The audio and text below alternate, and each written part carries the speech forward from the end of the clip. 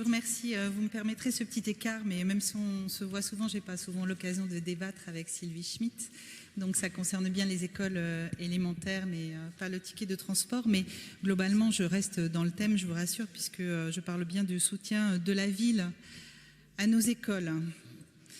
Donc, comme il n'y a pas vraiment de contradictoire possible quand vous faites des communications publiques et que le contradictoire, heureusement, existe encore au sein de ce conseil, je voulais, moi, parler des fournitures scolaires.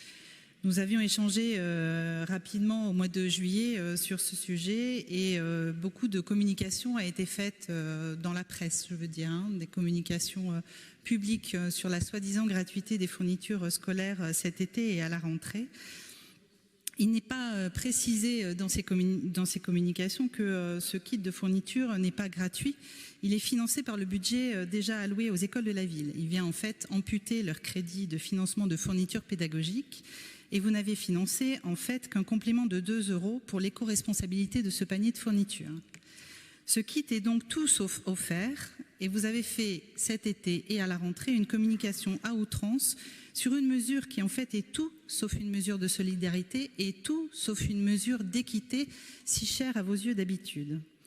Donc je voudrais appeler sur ce sujet, comme sur d'autres d'ailleurs, à un peu de mesure dans les communications de vos actions qui sont faites.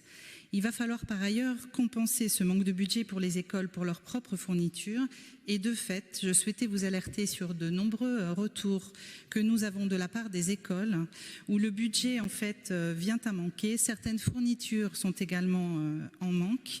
Il ne reste par exemple plus de crayons à papier du pack déjà livré. Les échappes pour l'éducation artistique n'ont pas pu être réalisées. Donc en fait, il faut bien avoir conscience que ce paquet de fournitures scolaires que vous pensiez leur offrir vient vraiment gréver leur budget et elles se retrouvent, le corps enseignant se retrouve coincé maintenant à 1 mois seulement après la rentrée pour faire d'autres achats de fournitures.